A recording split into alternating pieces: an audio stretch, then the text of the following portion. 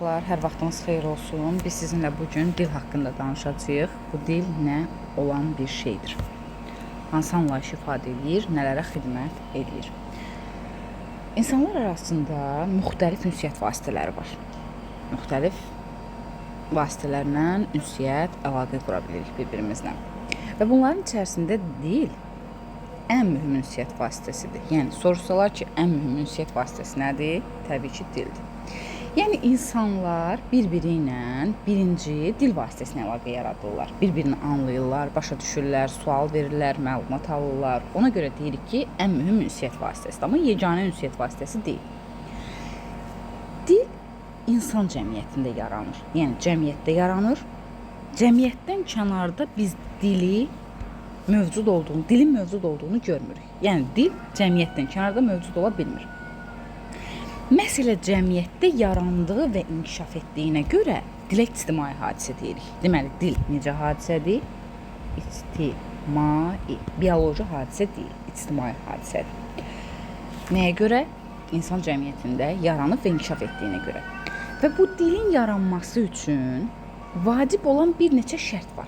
O şərtlərdən biri də insan orqanizminin bugünkü vəziyyətdə formalaşmasıdır. Bugünkü insan bədəninin, orqanizminin fizioloji quruluşu və bugünkü vəziyyətdə olmalıdır ki, dil neynəsin, formalaşsın. Bunu necə başa düşürük? Yəni, insan orqanizmi, uşaqlar, şaquli şəklə düşür. Şaquli şəklə düşməsi ilə danışıq üzvləri, səs aparatımız formalaşır.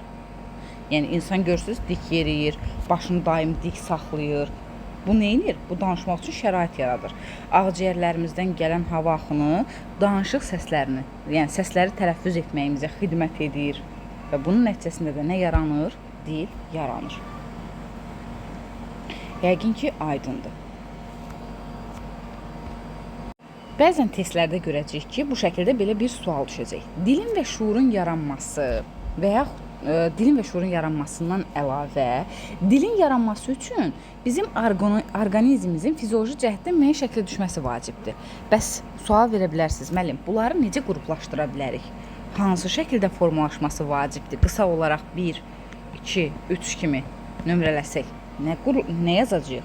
İnsan bədəninin şaquli vəziyyətə düşməsi, insan bədəninin şaquli vəziyyətə düşməsi, ikinci, danışıq üzvlərinin formalaşması, 3. Şuurun daşıyıcısı olan beynin inkişafı. Yəni, bu qaydada orqanizm fizioloji cəhətdən inkişaf eləməlidir və bu şəkildə düşməlidir. Sonra deyə bilərik ki, bəs heyvanlarda da tənəffüs orqanları var, ağciyərləri var, hava axını var. Nə üçün heyvanlar danışa bilir? Uşaq danışa bilmirlər. Yəni, onlar danışa bilmirlər. Onlar görmürsünüz də, heyvanlar bir-birinə əlaqə yaratmaq üçün, bir-birlərinə nəsə məlumat ötürmək üçün müəyyən siqnallardan istifadə edirlər. Bəs bu dildirmi? Xeyr, bu dil deyil uşaqlar. Bu səs dili deyil, yəni bizim danışdığımız dil deyil. Bu instinktdir. Bu instinkt sayılır heyvanlarda. Yəni bunlar bir-birinin arasındakı münasibəti hiss eləyir, duya bilirlər. Və dil heyvanlar arasında ona görə mövcud deyil ki, heyvanların bu hərəkəti, instinkti ona görə dil sayılmır ki, onlarda şuurun və təfəkkürün olmaması, onlarda şuur və təfəkkür olmaması ilə bağlı olaraq onlardakı bu dil sayılmır. Deyirsiniz ki, ay müəllim, bunun nə dəxli var, bunun bizim məsələyə? Bəzən testlərdə bu məsələlər haqqında biz az da olsa məlumatlar görürük. Dedik ki, dil irqi və irsi cəhətlərlə bağlılığı yoxdur. Bu nə demək? Baxın uşaqlar, bu da çox vacib məlumatdır. Dil irqi və irsi cəhətdən bağlı deyil. Yəni, məsələn, biz Azərbaycanda doğuluruq. Doğulan andan bizi aparıb hər hansısa bir ölkəyə qoysalar, həmin o mühitdə göz açsaq, həmin o mühitdə danışıqları öyrənsək, onların adət-ənənələrini öyrənsək, biz o dildə də danışmağa başlayacağıq. Görürsünüz, irqi və irsi cəhətdən bağlı deyil. İrqi və irsi cəhətdən bağlı olsaydı, mən Azərbaycanlıyam, aparıb mən başqa bir ölkəyə qoyduqda, mən yenə də Azərbaycan dilində danışmalıydım. İngilislərin arasında olsam da, ərəblərin arasında olsam da, Rusların arasında olsam da Azərbaycanca danışmalıydım. Deməli, dil nədir? İrqi və irsi cəhətdən bağlı deyil. Deyirsiniz, müəllim, bəs irqi cəhətdən niyə bağlı deyil ki? Yəni uşaq bioloji bir varlıq kimi öz valideynlərinə oxşaya bilər də. Onlar kimi sarışın, qaraşın, onların irqi əlamətlərini daşıya bilər. Amma bu o demək deyil ki, o bu irqi cəhəti qəbul edibsə, deməli elə həmin dildə də irqi cəhətdən bağlıdırsa, həmin dildə də danışmalıdır. Yəni burada qısa olaraq deyirik ki, dil irqi və irsi cəhətdən bağlılığı yoxdur. Vəssalam. Bu bizim dil haqqında məlumatımız idi. İndi keçirik biz digər məlumatlara. Biz dedik ki, dil insanlar arasında ən mühüm ünsiyyət vasitəsidir. Ən mühüm. Görürsünüz, deməli, insanlar arasında ünsiyyət vasitəsi tək dil deyil, yeganə ünsiyyət vasitəsi deyil, müxtəlif ünsiyyət vasitələri var. Məsələn, görürsünüz, rəsm əsərləri var, başqa sənət növləri var, insanların düşüncəsinə, davranışına təsir göstərir. İstəyir musiqinin özü olsun, görüşdə təsir göstərir. Və onlar şərti məzmun daşıyır. Onların köməyi ilə insanlar bir-birlərini başa düşməyə çalışırlar, başa düşürlər. Məsələn, yol hərəkəti nişanlarını görürük. Görürsünüz, danışmışsınız, yolda bir yol hərəkəti nişanı var. Ona əsasən biz başa düşürük ki, nə etmək lazımdır. Yol hərəkəti qaydalarıdır. Gəmilərdə, məsəl üçün, bayraqlarda verilən bəzi siqnallar var. Müxtəlif jestlərimiz var. Jest nədir uşaqlar? Jestlər əl-qol hərəkətləridir. Danışarkən görürsünüz, müəyyən əl-qol hərəkətlərindən istifadə edirik ki, bax, bunlara jestlər deyilir. Sonra mimikaların özü, mimika nədir? Üz-göz əzələlərinin hərəkətləri deyir. Biz danışarkən üzümüz kədərli vəziyyət ala bilər, gülmüş vəziyyət ala bilər, həyəcanlı vəziyyət ala bilər, təəccüblü bir vəziyyət ala bilər. Bax, bunlar da üz-göz əzələlərinin hərəkətlərinə də nə deyirlər? Mimikalar deyirlər. Sonra bir çox simvollar var. Bax, bunlar da nədir? Bunlar da ünsiyyətə xidmət edirlər. Amma bunlar əsas mühüm vasitələr deyil də, köməkçi vasitə kimi inkişaf eləyirlər, köməkçi vasitə kimi xidmət eləyirlər, əsas ünsiyyət imkanları səviyyəsinə qalxa bilmirlər. Və insanlar ən əsas dil vasitəsi ilə bir-birlərini asanlıqla başa düşürlər, çətinlik çəkmədən fikirlərini, arzularını, xəyallarını, istəklərini çatdıra bilirlər. İndi deyirsiniz ki, müəllim, axı insanlar arasında ünsiyyət vasitələrindən biri də yaz ola bilər. Bəli, insanlar səsli dildən ancaq müəyyən məsafədə fikirlərini çatdıra bilirlər səsli dildən. Və buna görə də səsin eşidilməz olduğu məsafələrdə ünsiyyət saxlamaq üçün insanlar inkişaf edib yazını əmələ gətiriblər. Yazını. Yəni, şuur inkişaf edib, göstəricilər müəyyən səviyyəyə çatıb, müasirləşmə gedib, deyək ki, inkişaf gedib və insanlar görüblər ki, səsin yetmədiyi məsafədə danışmağa, əlaqə yaratmağa bir vasitə yoxdur. Bəs yaxşı, biz öz fikirlərimizi, bəzi xatirələrimizi, belə deyək, gələcək nəsillərə, yaratdıqlarımızı gələcək nəsillərə necə ötürək, onlarla necə əlaqə yarada bilək? Bunun nəticəsində nə yaranıb? Təbii ki, yazı yaranıb. Mədəni nailiyyətlərdən biri olan yazı yaranıb. Yazı nədir? Mədəni nailiyyətlərdən biridir. Ən böyük mədəni nailiyyətlərdən, hətta deyə bilərik ki, ən böyük mədəni nailiyyətlərdən biri nədir? Yazıdır və beləliklə yazı əmələ gəlib. Yazı nədir uşaqlar? Bu yazı, tərifini deyirəm. Yazı səsli dilin norma ilə qavrayışını təmin edən şərti işarələr sistemidir. Səsli dilin norma ilə qavrayışını təmin edən şərti işarələr sistemidir. Hərflər şərti işarələrdir də uşaqlar. Məsələn, Y hərfini göstərmək üçün Y səsini göstərmək üçün Y hərfindən ifadə edirik. A hərfini göstərmək üçün A səsindən istifadə edirik. Yəni şərti işarələr sistemi bax buna deyirlər. Sonra nə deyə bilərik? Və yazı da elə ilk yarandığı dövrdə bizim yazdığımız formada olmayıb. Elə ilk yarandığı dövrdən bu günə qədər bu formada gəlib çıxmayıb. Müəyyən inkişaf mərhələləri keçib, müəyyən yollar keçib. Bəs bunlar hansıdır? Yazı hansı mərhələlərdən keçib? Yazı birinci hansı mərhələdən keçib? Əşyəvi yazıdan. Birinci yaranıb bizim əşyəvi yazımız. Əşyəvi yazı nə olan şeydir? İnsanların ilk yazılı ünsiyyəti əşyalar vasitəsilə olur. Yəni, öz fikirlərini müəyyən əşyalar vasitəsilə çatdırıblar. Yəqin ki, bizim kinolarımıza baxmısınız. Kinolarımız haqqında məlumatlarınız var. Məsələn, Bir Qalanın Sirri filmində görürsünüz, Simnar adını göstərmək üçün simlə narı qoyurlar. Sonra qanlı qaya göstərmək üçün, qala göstərmək üçün, qanlı daşı göstərmək üçün daş və qanla istifadə edirlər. Bax, əşyəvi yazı bax budur. Əşyavi yazı budur. Əşyalar vasitəsilə fikirlərini bir-birinə çatdırıblar.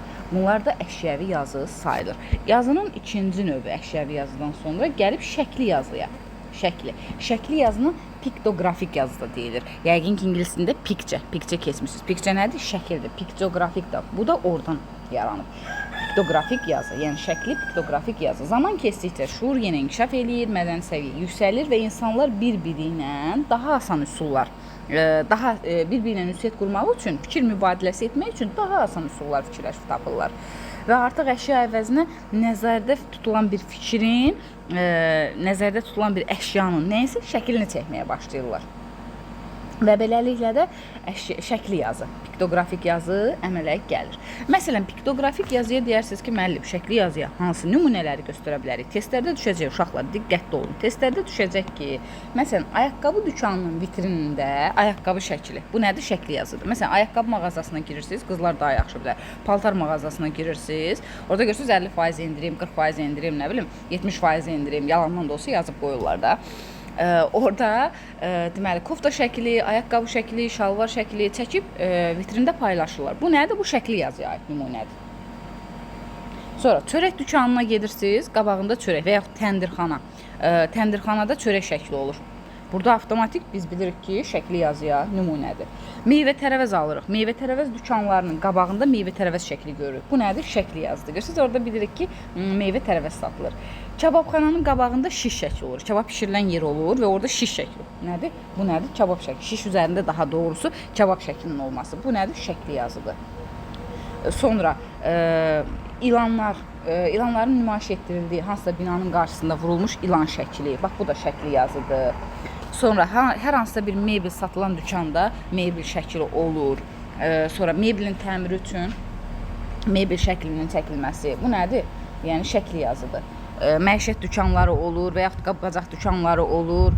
Hər hansısa bir dükanlar olur da, nəyinsə satıldığı bir dükanlar olur. Həmin dükanlarda satılan əşyaların şəklinin vurulması nədir? Təbii ki, şəkli yazıdır. Sonra uşaqlar, bax, burada qarışdırılan məqam budur. Bax, bunu diqqətlə yadda saxlayın. Bundan sonra keçəcəyik biz fikri yazı. Fikir yazıda bu qarışdırılır. Yeməkxananın mətbəx şüşəsində buğlanan qazan işarəsi var. Yeməkxananın mətbəx şüşəsində buğlanan qazan və aşpaz şəkli var. Bax, bu şəkli yazıda. Bunu fikri yazı ilə qarışdırmayın. Bu şəkli yazı. Deməli, yeməkxananın mətbəx şüşəsində buğlanan qazan və aşpazın şəkli nə olacaq? Bizim şəkli yazımız olacaq. Bu fikri yazı deyil. Bunu burada yadda saxlayın. Sonra yarandı yazının üçüncü növü fikri yazı. Görək yazır mı səs? Bəli. Fikri yazı. Fikri yazıya da ideografik yazı deyirik. İdeya. Beyindən gəlir axı. İdeografik yazı. Deməli, mədəniyyət yenə inkişaf edir, insanlar inkişaf edir, təkmilləşir və gəlir yazının ideografik növünü yaradırlar. Və burada da işarələr, rəmzi mənalar fikri yazının materiallarıdır. Yəni, fikri yazının materialları nədir? İşarələr, rəmzi simvollar. Bunların hamısı fikri yazını göstərir. Məsələn, deyərik ki, fikri yazıya hansı nümunələri göstərə bilərik? Uşaqlar, yol hərəkəti qaydaları var ha, yol hərəkəti qaydalarının hamısı. Onları tənzimləyən bütün işarələr, siqnallar, işarə, siqnallar, bunların hamısı nədir? Fikri yazıdır. Sonra, aptekə gedirik. Aptekin qarşısında görürsünüz, ilan şəkli oluruq. Bəzən, nə bilim, stəkana sarılır bu, kasaya sarılır bu ilan. Bax, bu nədir? Fikri yazıdır. Sonra, qara geyimin yas bildirməsi. Allah uzaq eləsin, yas düşəndə və yaxud matəm olanda biz nə edirik? Qara geyinirik də adətən. Rəngsiz paltarlardan, qaradan istifadə edirik. Bax, bu nədir? Bu da fikri yazıdır. Sonra səmən əkirik. Novruz gələndə nə edirik? Səmən əkməyə başlayırıq. Bax, səmənin bahar rəmzini ifadə etməsi nədir? Fikri yazıdır. Fikirləşirik ki, hə, budur. Göyərçin nə bildirir? Sülh bildirir. Ağ bayraq nə bildirir? Sülh bildirir. Yəni, müharibənin dayandırılmasını bildirir, təslim olmağı bildirir. Bu nədir? Fikri yazıdır.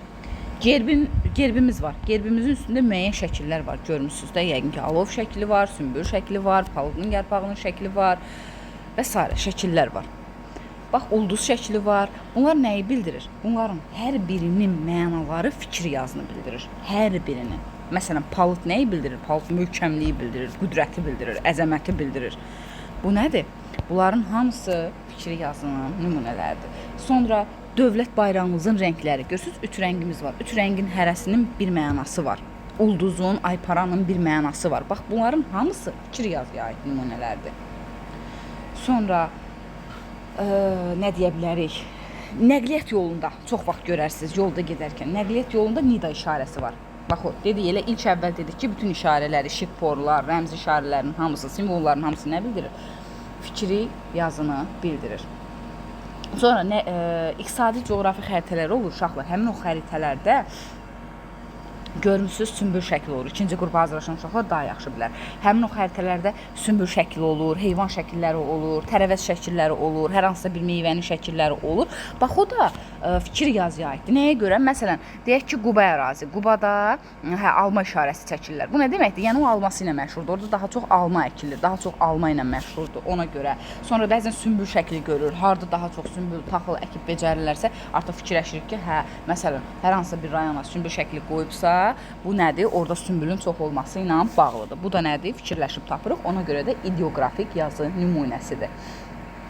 İdeoqrafik yazı nümunəsi də bax budur. Sonra hərbi geyimlərin hamısı ideoqrafik yazıya aiddir. Azərbaycan dilində çox məşhur istədiyimiz leksik şəkilçi işarəsi, qrammatik şəkilçi işarəsi, başlanğıc forma, kök forma, kökün işarəsi.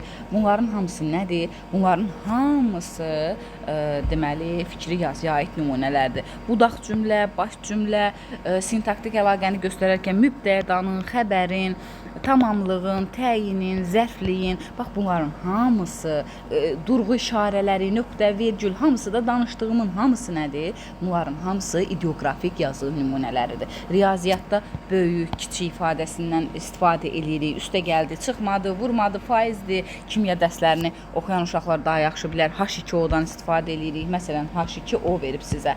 Bu nədir? Bu ideoqrafik yazı nümunəsidir.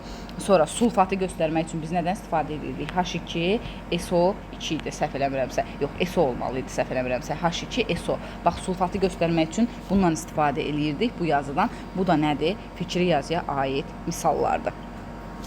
Bax, bu da belə.